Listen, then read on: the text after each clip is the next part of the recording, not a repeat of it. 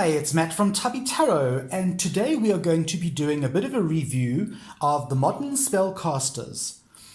This is a beautiful, amazing, druidy type deck by Melanie Marquis and Scott Murphy. Scott Murphy actually illustrated this deck. It is a large deck that comes in a beautiful, beautiful box. Okay, as you can see, it is a Llewellyn, all right? So we all know that we get these exquisite magnetic boxes, and I'm sure you've all seen these large boxes. They come with the booklet and they come with the cards, and they've got a lovely ribbon. And it's just an amazing box to actually store your cards in. You don't have to take them out and put them in bags and stuff. Okay, so it's called the Modern Spellcasters Tarot by Melanie Marquis and Scott Murphy. All right, it's 78 cards, and the book is 264 pages, believe it or not. And this is the book. It's the same size as the box. It's huge, okay? Lovely, lovely thickness, a lovely sized handbook. It is in brilliant color, so it really is worth every cent that you're going to pay for this kit. And believe me, you are going to pay for this kit. This is not an El Cheapo. This is not a one-box deck. This is a kit. So it has the book, the beautiful box, as well as the 78 cards. Okay, now let's have a look. The book gives you everything you would need to know about each card, okay? And it gives you a lovely color print of the cards, okay? The book also gives you a couple of spreads. All these books give you basically the same spreads, but it's pretty cool, you know, especially if you're a newbie and you are kind of just starting out. At least you have some spreads in the back of the book. Okay, so that's the book. Lovely book, beautiful. All right, let's have a look at the cards. Okay, this is the back of the cards, and the cards unfortunately are not suitable for reverse readings. You can see that is different to that. So you can't do reversals with these cards, but I do like the color of the back of the card. It looks very bright on the video, but it's actually a darkish, almost a leathery blue. Okay, and my favorite, I love these little animals. Look, there's a squirrel, a fish. It looks like either a horse or a fox. I think it's a fox, and there's a little bird. I just absolutely love the back of these cards. What I have done is I have edged mine in a bright blue, which goes with the backs of the cards, as you can see. It doesn't come edged. I tend to edge all my decks. So I did spend a bit of time edging the decks, edging this deck. What I want to show you is the cardstock. Now, the cardstock is not the best, but it's not a bad cardstock. It's a cardstock that I think will wear reasonably well if you look after your cards. If you keep them in the box and you take care of them and you keep them nice and clean. There is a bit of a gloss to the cards, but you can still read outdoors with them or under bright light. So if you are going to go to a tarot fair or a esoteric fair, you can take this and you don't have to worry about glare from the overhead lighting, okay, or if you have an outdoor stall. So without any further ado, I'm going to take you through all the cards. Quick sticks. All right, let's start here. Let's put the cards here.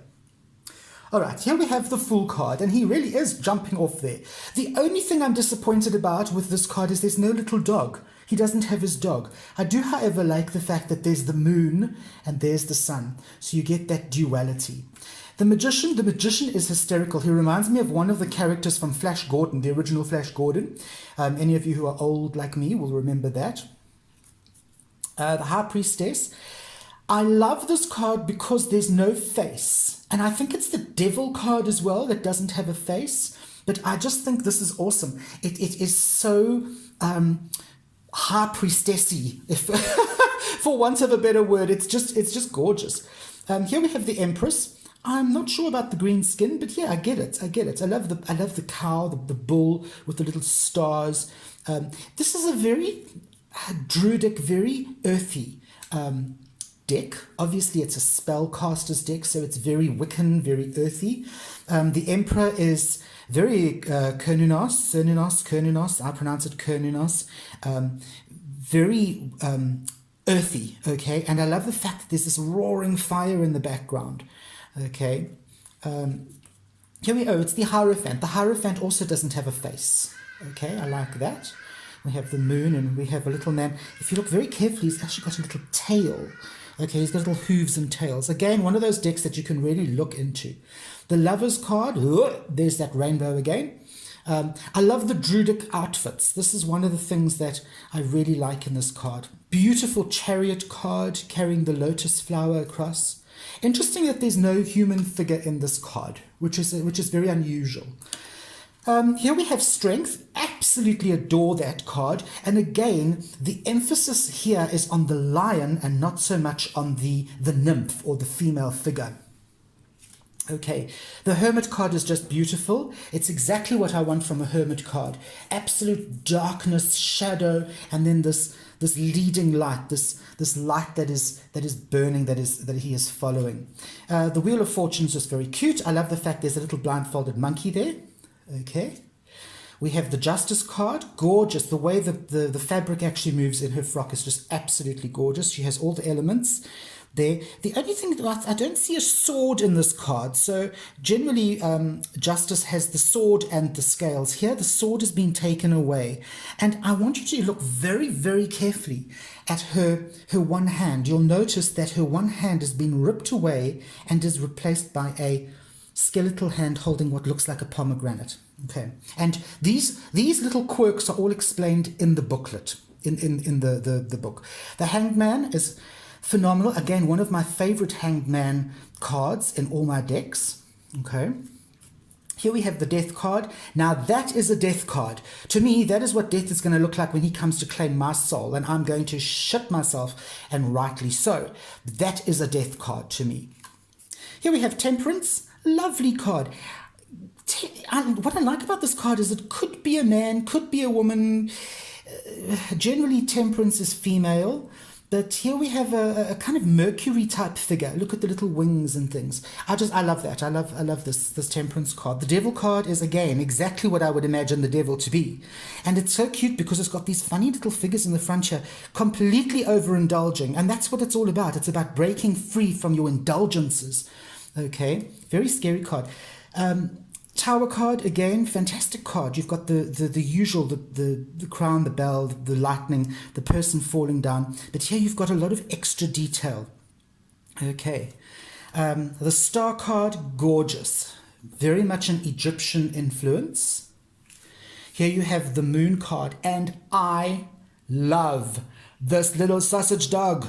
Look at that little thing. Oh, I just want to pinch its cheeks. Okay, very cutesy little things that come up in these cards that we you have to really you'll pick it up as you go through the deck when you own the deck. Beautiful Sun card. There's the little baby, which we all take for granted in the Sun card. But then it's got another little one here on the mother's lap, and she's spinning, and she's doing what mothers do best. You know, taking care of her children. It's that wonderful, warm, motherly feeling to it. I love this card. It's not just the sun. It's got a whole thing. And again, you can look up the actual meanings of these cards. The quirks are all explained in the book. Judgment card. Yeah, pretty scary stuff, actually. Very unusual Judgment card. And then, of course, the World card is very similar to most. We have our naked nymph. And I love the fact that this is a lady of color, and I love that. I love that diversity in decks. I really do.